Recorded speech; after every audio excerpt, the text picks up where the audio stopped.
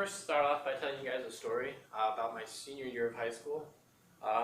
This didn't personally happen to me, but it was a classmate of mine. So there was a party one Friday night, typical cool kids party, alcohol, no parents home, empty house. Most of my class was there, so naturally the cops all show up soon into the party. Everybody takes off. Some people drive off alone, some people drive with friends.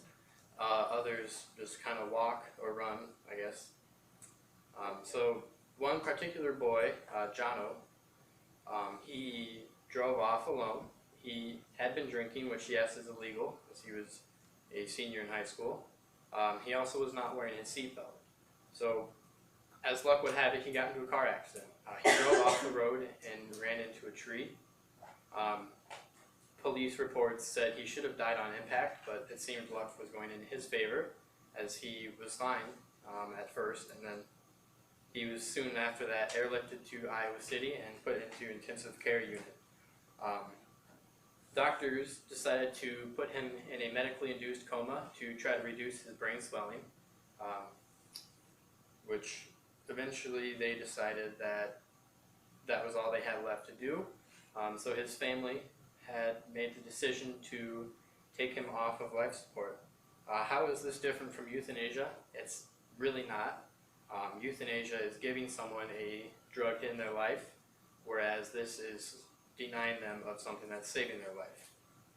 Every one of you in this room will have to deal with the stress of watching a loved one pass away, and I can guarantee that all of you will have a hard time doing that. In a basic sense, as I just mentioned earlier, euthanasia is allowing a patient to end their own life on their own terms. Although taking one's life should never be done in vain, euthanasia should be legalized in all U.S. states. In this speech, I will discuss patients' suffering, patients' right to choose, financial and emotional conflicts, religion conflicts, and why you should support the legalization of euthanasia. First, suffering. This is, as we all know, an unenjoyable experience. Maybe not from firsthand, but that's why it's called suffering. So patients who choose not to be euthanized often end up suffering in their last few days or hours of their life. So most patients who are terminally ill decide to be euthanized. This is because they're able to make their own decision as to when they pass away, and they're no longer suffering, which causes problems for them as well as their family. Other reasons people are euthanized, according to an article written by Catherine Frederick and Leslie Tishwasher, these reasons could be because the patient is mentally or physically disabled, they are deemed to have a poor quality of life by doctors, as well as a burden to their family or to society. These patients are often considered for euthanasia, as the final decision still goes to the family or the patient. Not only does this end suffering, but it is also the patient's basic right to choose whether or not they want to live or die. I believe everyone has the right to choose. Many people argue that a patient can't make this decision, whether it's because they're in a coma or they're mentally disabled and can't fully understand the true consequences of being euthanized. Yes, this is true in some cases. However, the decision can be left up to be made by the family, as they know the patient the best. In the case of my classmate, Jono could not make his own decision. However, his family all knew that he would not want this. His mother also said in a blog that she wrote in dealing with her loss, quote, "Jono, in my thinking, took one look at his so badly damaged brain and said, 'Fuck this, no way in hell am I doing this,'" end quote.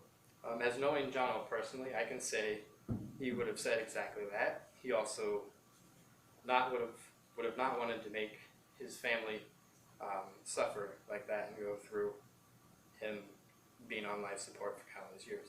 So soon after that, Jono was taken off life support. This is, again, not technically euthanasia, but it still has the same result. So why should one be legal when the other is not?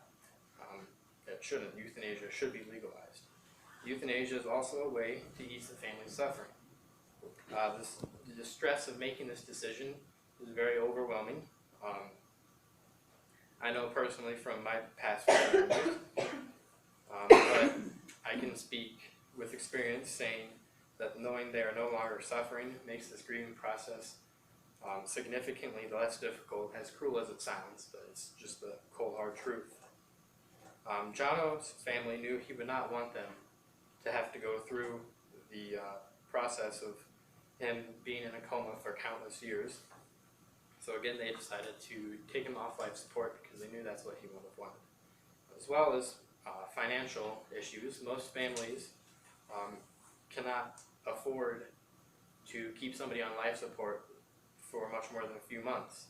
According to Gerald Newberg, 1 year on life support is at minimum $53,432 at the Mayo Clinic, whereas in other more expensive hospitals, it can easily exceed $100,000. Euthanasia provides a much less expensive solution to the problem at hand. Again, as cruel as it sounds, but it's just reality. Although most people don't have a problem with euthanasia, some people are against it for religious beliefs. The final choice is still up to the family of the patient or the patient themselves. Nobody is forcing them to be euthanized. So to me, this is an invalid argument, as not allowing someone to be euthanized for religious reasons would be the same as not allowing women the same rights as men because of the religion of some. So in conclusion, euthanasia should be legalized as it ends suffering. It's the basic right for the patient to choose whether or not they want to live or die. And of course, it's the most humane way of ending someone's suffering. So put yourself in Jono's family's shoes. Would you really want to make your son or brother suffer like that in the way he would have been?